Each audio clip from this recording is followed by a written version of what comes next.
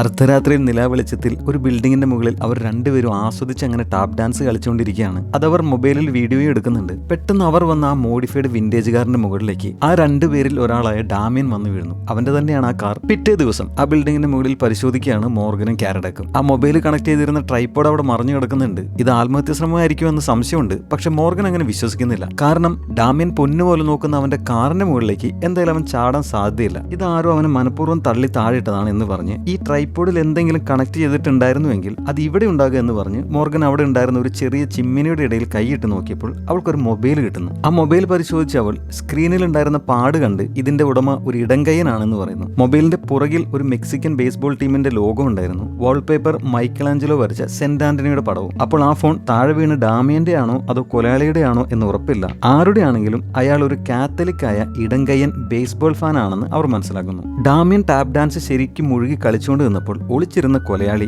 അവനെ തള്ളി താഴെയിട്ടതായിരിക്കും എന്ന് മോർഗൻ പറയുന്നു. അപ്പോൾ ആ കൊലയാളി ആരാണെന്നറിയാൻ ഈ ഇൻവെസ്റ്റിഗേഷൻ സീരീസിന്റെ ഈ രണ്ടാമത്തെ എപ്പിസോഡിന്റെ മുഴുവൻ കഥ നമ്മുടെ ചാനലിലുണ്ട്. കേട്ടിട്ട് എല്ലാവരും അഭിപ്രായം പറയണേ.